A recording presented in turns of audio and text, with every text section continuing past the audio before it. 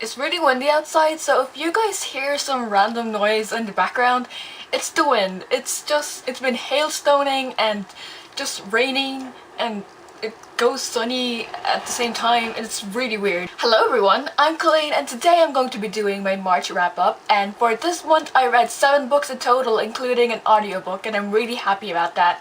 So let's get started with the video. The first book that I read in March was The Thorn and the Sinking Stone by C.J. Deshosky, and I did a separate video review of this book, so I will link it down below, or I might try and link it in this video. I gave this book a 3.5 out of 5 stars. Next I read A Monster Calls by Patrick Ness, illustrations by Jim Kay, and from an original idea by Siobhan Dowd. And this book is a middle grade book, I believe. It is about a boy named Connor, and ever since his mom was diagnosed with cancer, he has been getting these really awful nightmares. And one night he had this nightmare and a monster kind of came alive and it starts knocking at his window.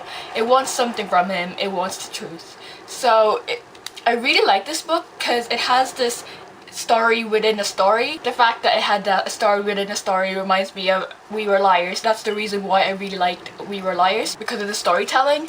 And it has this in there too, and it's written in a third person point of view, which I liked, but because of that I felt a little disconnected with the character and I wasn't really emotionally invested in it, and I didn't really feel his pain even though this book was really sad. And also I really like the illustrations in this book. The illustrations and the story went together really well, so overall I gave this a 5 out of 5 stars. So for World Book Day I picked up Killing the Dead by Marcus Sedgwick. This is the first book by him that I've ever read, and I feel like the cover and the story went together really well.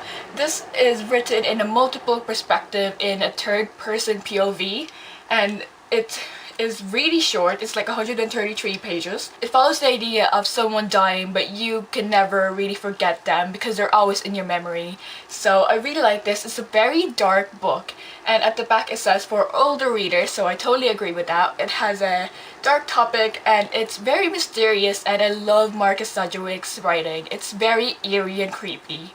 Overall I gave this a 5 out of 5 stars. Then from NetGalley I got Asylum, a Mystery by Jeanette de Beauvoir. Before I get into the story, I really like the way that this book has some French phrases and words, because for reading this book I now know what the word in French, and I don't know how to say it, but it's like M-E-R-D-E, and I'm just so happy that I know what the word is now. But anyway, this book happens because this mysterious murder has been going on in this area, and the woman that we follow is helping the police to figure out what's going on. But then it turns out that this thing that happened in the past, in the 1950s, which was when the orphanages were turned into asylums, could have been connected to these murders. It was really interesting because the idea of asylums really scares me. Like, I didn't even manage to finish American Horror Story like Asylum because I just was creeped out, and this was even creepier. Like, I knew that the asylums were real and I knew that not great things happened there, but reading it more into this fiction book, but it also has facts in it, really scares me, because after I finished this book it was so creepy that I couldn't even stay in my own house. I did not want to be on my own. So yeah, I really liked this book. I wasn't bored at all, and I was just really intrigued, so I gave this a 5 out of 5 stars. Another book that I picked up from NetGalley was The Duff by Cody Keplinger, and I am so glad that I picked this up because, to be fair, I honestly didn't think I was going to like this book at all, because I heard some stuff about the main character Bianca and the fact that she uses people for distraction, and I didn't like the idea of that. But I won tickets to watch the premiere of the movie, which doesn't come out till April 6th, which is almost coming out in Europe. But yeah, I highly suggest the movie. It's really funny, but it's so different from the book. This book is about a girl named Bianca, and everything was going well, but then one day this boy named Wesley called him the Duff, which is short for the designated ugly fat friend, but it's not really literal. It's just the idea that everyone in a friendship is a Duff, and that a Duff is usually someone who is more approachable and isn't as hot or as good looking as the other friends. But if you were called a Duff, you'd kind of hate that. So obviously I totally get why Bianca was feeling that way and how she can never erase that word from her mind. And also from that, she is having family troubles and she just doesn't know how to deal with that. And how she dealt with that was she had a friends with benefit with the boy Wes, and she uses him for distraction. And at first I didn't like it, but I realized that Bianca and I are kind of the same. Like, the way she thinks is like me. Like, one time she said, I hated pretty much anything requiring school spirit because obviously I had none. And that is totally me. I don't like anything that had to do with school. I thought she was funny and kind of sarcastic, so overall, I gave this a 5 out of 5 stars, which I was really surprised. Then I read The Skies Everywhere by Jenny Nelson. I actually got this from the Kindle site for free, which was really weird because it's now on there for like £184. So it's still cheap, so definitely pick that up when you can. And I really like this book.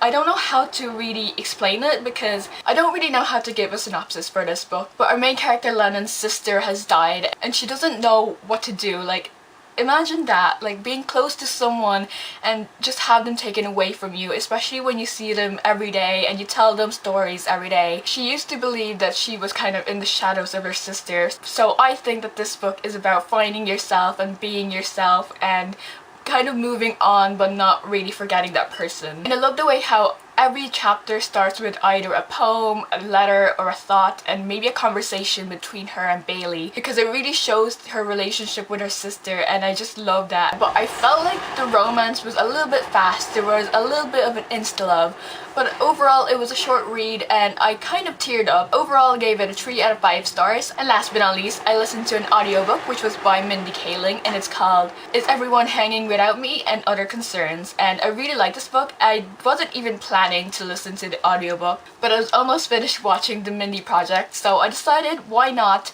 And it was really fun because Mindy Kaling was the person who was doing the audiobook, and so it felt like we were having a conversation with her, and for the 4 hours we were getting to know her better. So I really liked that. Plus I really like her voice and I thought she was funny. So overall I gave it a 3.8 out of 5 stars. You guys might have noticed that I didn't show you guys the book that I read for my March TBR jar challenge. That's because I failed to do it. But to be fair, my challenge was to read a book over 500 pages and I'm still making my way there. I'm currently reading The Final Empire by Brandon Sanderson and so far so good. But I am going to be doing 2 challenges for April, so I will be finishing my March challenge and I will be doing another one for April. So I will now pick my challenge.